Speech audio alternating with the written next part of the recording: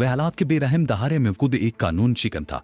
बचपन में ब्लेड से अपने एक हम जमात का पेट काटा, वो उसे चाकू से नौगुलवान किया और फिर जमानत होते ही घर से रकम चुराकर कराची भागा। चोरी, वाजनी और गुंडा टैक्स की वसूलियाबी पर मेरी रोजी का दारो मदार। मुझे याद नहीं था कि मेरी कभी मेहनत मजदूर से पैसा भी कमाने में कामयाबी हासिल की हो। सिकंदर अली ने जिन्स फरोशी और उसके बाद एरन फरोशी की राह दिखाई और मैं एक प्लास्टिक फैक्ट्री का मालिक होने के बावजूद पूरी कमाने के उस जायज जरिए पर कभी भरोसा या तवज्जो न दे सका, क्योंकि सिकंदर अली के ज़हन से फरार की कोई भी कोशिश खुदकुशी के मुतादिफ होती।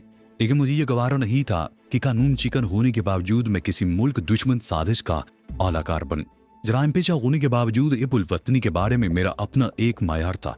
चाहे सोचा जाए कि मैं खुद गर्ज था और मेरी सोच ये थी कि हम इस मुल्क के बाशिंदे हैं तो उसे बनाने के साथ ही बिगाड़ना हमारा हक है। हमारे होते हुए दूसरों को इसकी बेखूनी पर तवज्जो देने की क्या जरूरत है, क्योंकि हमने इसे इस काबिल ही नहीं छोड़ा। न जाने कितने लोग हालात के तहत मजबूर होकर जराइम की राह इख्तियार करती हैं। लेकिन ये नहीं होता कि कानून शिकनी करते करते वो वतन दुश्मन हो जाए। मैंने वो देखा और पुराने पापियों से सुना कि हिंदुस्तान से होने वाली जंगों में हर शख्स जराइम से किनारा कश होकर मुल्क की सलामती और फतेह के लिए दस्ते दुआ था। चोरों लुटेरों ने चहलियों के साथ मिलकर खंती खोदी और रेत की दीवारें उठाई थी। सिकंदर अली के नापाक खून के चींटों ने मुझे थोड़ी सी परेशानी में मुब्तला कर दिया था, लेकिन गनीमत यह था कि सारे रास्ते में मुझे रुकना नहीं पड़ा और सिर्फ उस कदर काम बाकी रह गया था कि फिलहाल किराए की कार होटल के पार्किंग लॉट में मकफिल करके अपनी गाड़ी में घर लौट जाऊं और अगली सुबह मेहतर चैन मोबाइल और वेटर से मुंसलिक करके किराए की कार वापस कर दूं। इस तरह मेहतर से यही जाहिर होता कि मेरी तहवील में वो कार बहुत कम चली है और किसी को गुमान तक न होता कि उस कार में एक तवील सफर तय कर भी किसी को मौत की खाट उतारा गया था।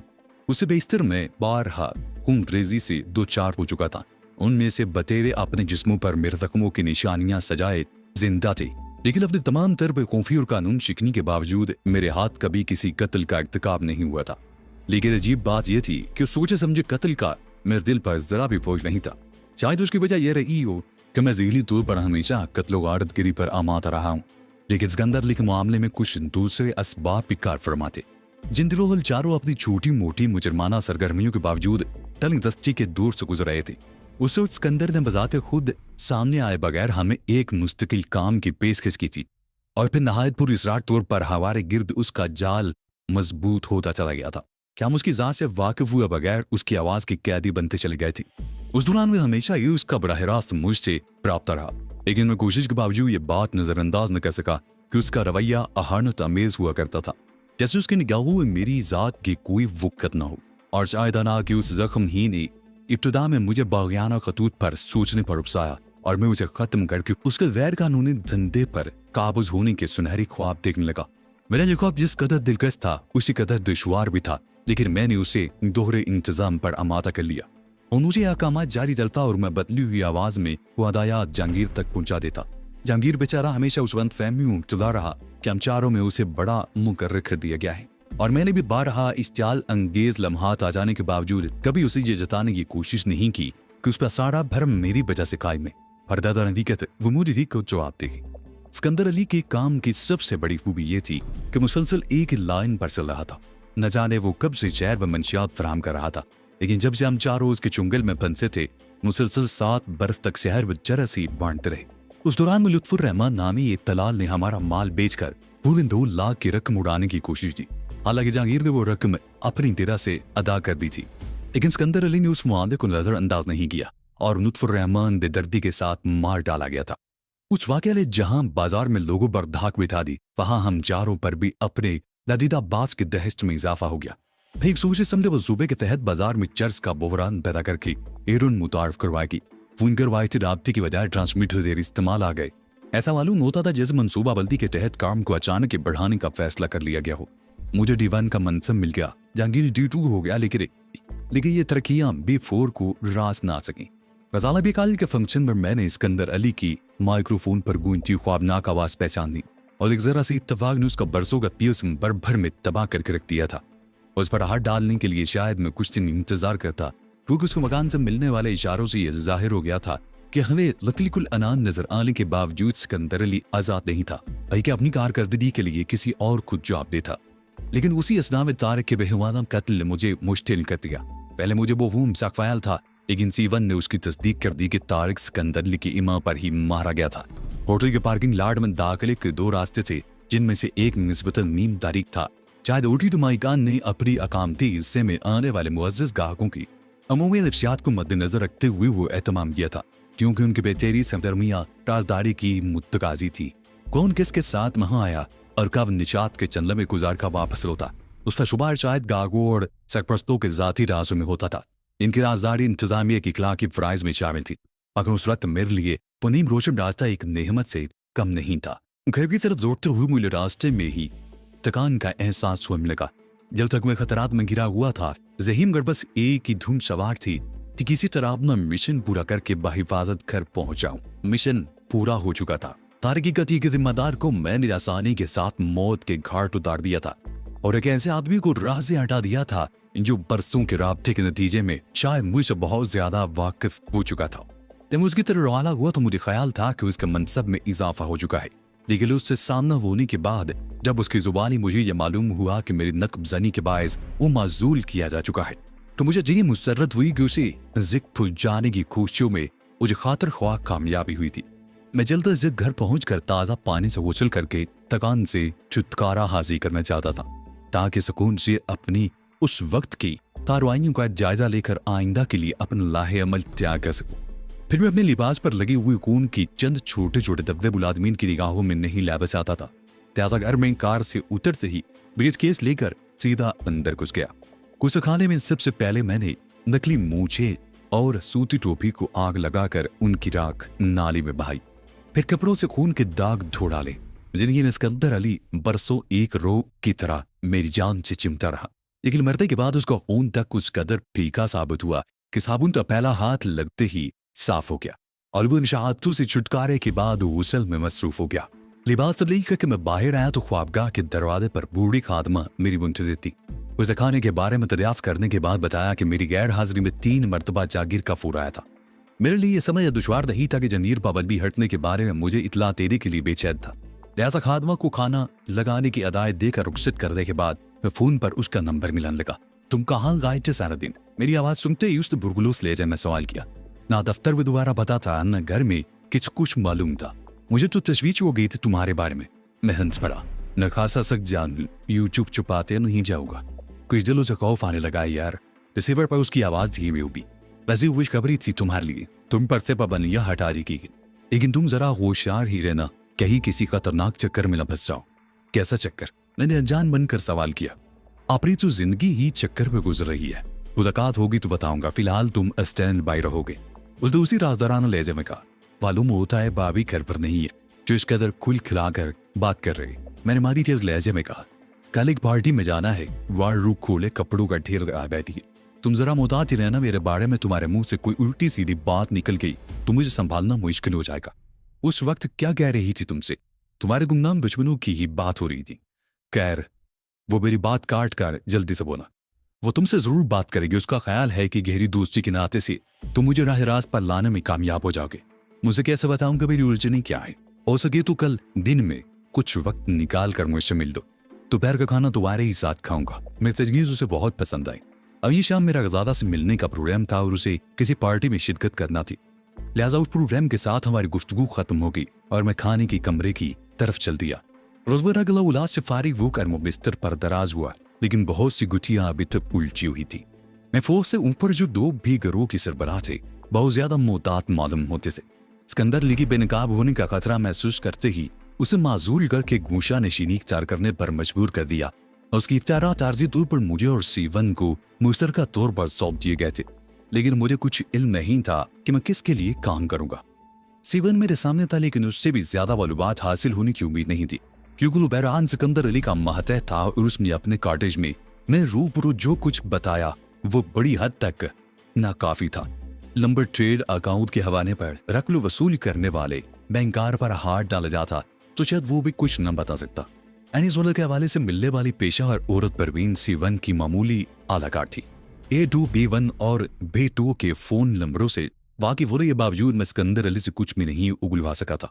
मुझे ये यकीन नहीं था कि उन नंबरों पर किससे और किस कोड के जरिए गुफ्तगू की जा सकती थी। अगर यूं ही नंबर मिला बैठता तो मालूमात में इजाफे के बजाय उन्हीं होशियार करके उस सुराल से भी हमेशा के लिए हाथ धो बैठता। लेकिन कि बस एक ही नया नाम मेरे सामने आया था। सिकंदर अली की सेक्टी को मैंने गैर मामूली अहमियत नहीं दी थी। ट्रांसमीटर पर उसकी आवाज सुनकर यही समझता रहा था कि B4 की सेक्टी या ज्यादा से ज्यादा एक हसीन दोस्त होगी, क्योंकि उस वक्त तक ये बात मेरे वहमो गुमान में भी नहीं थी कि सिकंदर अली इक़्तिदार का सरचश्मा होने के बजाय बसात का एक मोहरा होगा। उसने मरने से पहले एतराफ किया था कोई लड़की तंजीम ई से ताल्लुक रखती थी और उसे मददगार बनाकर सिकंदर अली की निगरानी पर मामूर किया गया था। उसका मतलब था कि रक्षी नामी वो कानीडर किसी ऐसे अहम आदमी से वाकिफ थी जो अपनी सलामती के लिए सिकंदर अली जैसे मातहत की ज़ल्ब-ए-रमूद से बाखबर रहना जरूरी समझता था और शायद दूसरों की भी निशानदेही कर सकता था। सिकंदर अली का कांटा दूर हो चुका था। अखबारात में शायद होने वाली खबरों से अंदाजा हो सकता था कि पुलिस उस वारदात पर किस नहज पर सोचती है। उस दौरान मैं रक्षी का सुराग लगाने की कोशिश कर सकता था और उस काम के लिए मेरे पास सुल्तान शाह जैसा पुरजोश आदमी मौजूद था जो ईसा खान की मुलाजमत से ठुकराए जाने के बाद मेरे लिए हर काम को त्याग था। उसके बशरे से मैंने अंदाजा लगा लिया था कि वो बेखौफ होने के साथ ही आखिरी सांस तक वफादारी का दम भरते रहने वालों में से था। तंजीम की उस पुरपीच तरीकाकार ने मुझे उलझा कर रख दिया था। सिकंदर अली के खिलाफ मंसूबे सोचते हुए मेरे ज़हन में ये मफरूजा मौजूद रहा था कि तंजीम का असन सरबराह है, लेकिन हकायक उसकी सरासर नफी कर रहे थे। मैं खुद मुद्दत से जराइम की दुनिया से वाबस्ता था और मैंने शहर में कई ताकतवर गिरोहों की बालादस्ती का डोल देखा था। उनमें कोई भी उस कदर पेचीदा, मुअस्सर और महफूज तंजीम बनाने का अहम नहीं था। मुझे बेचार खुने इजलास में अमेरिकी नुमाइंदे आर्थर के कहे हुए अल्फाज याद आ गए। रूसी उदागियतकारों की आखिरी मंजिल अफगानिस्तान नहीं बल्कि बहिराए अरब की साल भर खुली रहने वाली गर्म पानी की बंदरगाहें थी, जहां जो सनती दुनिया की शहरक पर अपना तसल्लुत जमा सके। उस वक्त से तेरी अफगानिस्तान की सरजमी पर अपना कब्जा मुस्तहकम करके पेशकदमी करना चाहते थे ताकि दूसरों की शहरक पर कब्जे के चित्र में उनकी अपनी बड़ी हुई सिपाह की सप्लाई लाइन की शहरक न काटी जा सके। उन्होंने अफगान कुरियत पसंदों को आलमी राय आमा की हमायत से महरूम करने के लिए उन्हें मंशियात फरोशी में उलझाना शुरू कर दिया था। एक बार वो हीरोइन बेचकर हथियार खरीदने की राह पर चल पड़ते तो उनमें से हजारों खुद उस नशे की लत में पड़ सकते थे। हल्की फुल्की रंगीन फिजाओं में धुन की तरह तैरते और बिखरते हुए जहेल आजादी और गुलाबी के फलसफे को बुलाकर अमन की बातें सोचने लगते ताकि बारूद का धुआं उनका नशा ना खराब करे, बमों के दबाके उनके मखमूर जेलों को बार बार न चुका सके। मुजामत पर उस दो तरफा जर्ब के साथ तीसरा वार पाकिस्तानी मुआशरे पर होता। हिनोन जिस रास्ते से गुजरती वहां हजारों को घायल करती जाती। जरदार 1 के 10 बनाने के चित्तर में उसकी तिजारत करने लगते और मुफीस छोटी छोटी पुड़ियों में अपने ख्वाबों की जन्नत के खरीदार बन जाते और चंद बरसों में ये जवाल पजीर मुआशरा किसी जलगार को सहने के काबिल न रहता। उसी के साथ पाकिस्तान की रसवाई का आगाज हो जाता, क्योंकि इससे सरजमीन पर बनने और यहाँ से गुजरने वाली हिनोन आखिरकार मगरब की उन मुआसों में भेजी जाती जहाँ वशीनी माहौल और जिनसी आज़ादियों से उकताए हुए जहन तफरी और अपने माहौल से फरार के लिए नित नए नशों के मुतलाशी रहती है और वहाँ के जिम्मेदार लोग उस लानत की अफजाइश पर बुखला जाते। मुझे गुमान होने लगा था कि इस तंजीम के पस पुश्त वही ज़हीनकार फरमाना हो जिनकी निशानदेही आर्थर कर चुका था और जो गुमान बिल्कुल ही बेबुनियाद नहीं था। तंजीम के दर से मुझे एशियन सिंडिकेट लिमिटेड का असिस्टेंट सेल्स मैनेजर बनाकर टोक्यो भेजा गया था।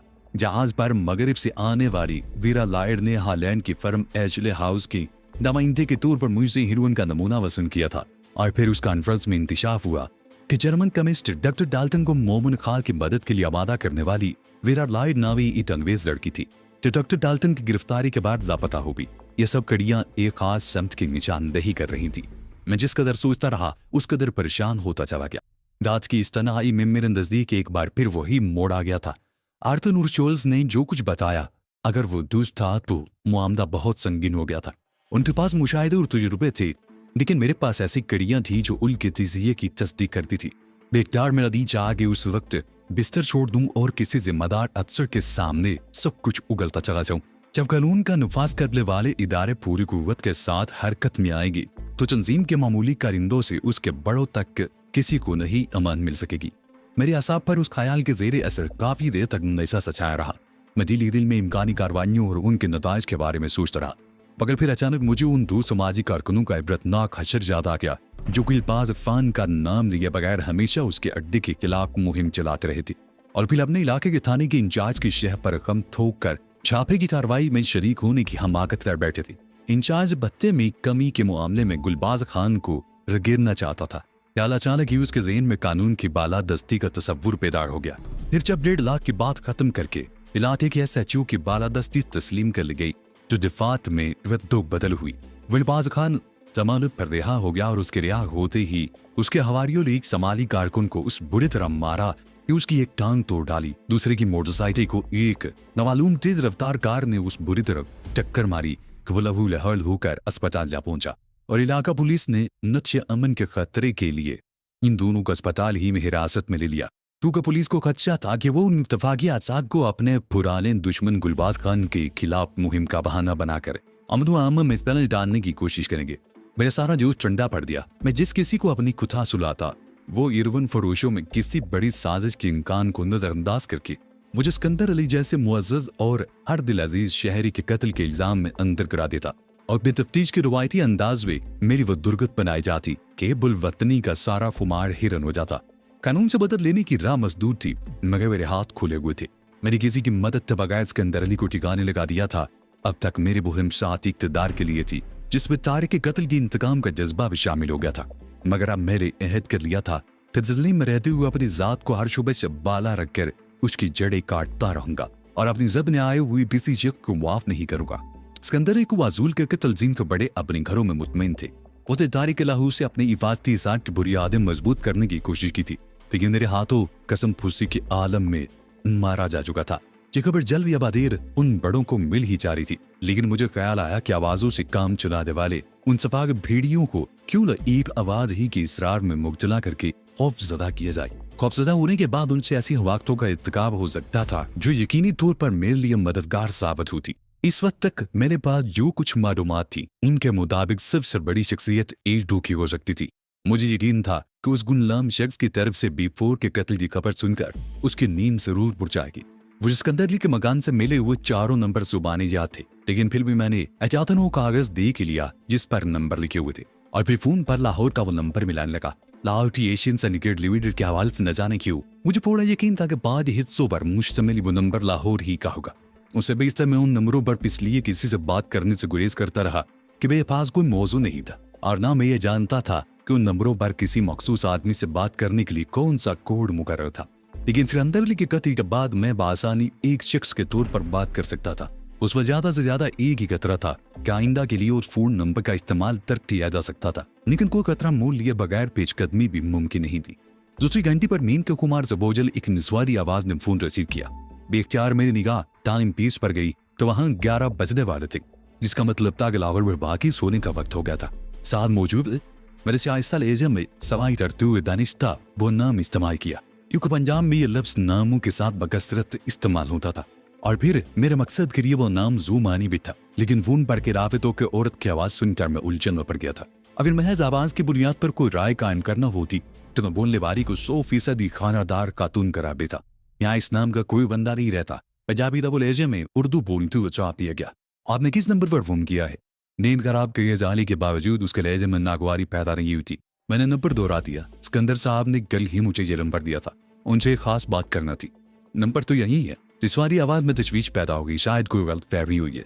इस नंबर पर सिकंदर नाम का कोई बंदा नहीं है, शायद आपके शोहर। मैंने बात बढ़ाना चाहिए लेकिन उसने सख्त लहजे में मेरी बात काट दी।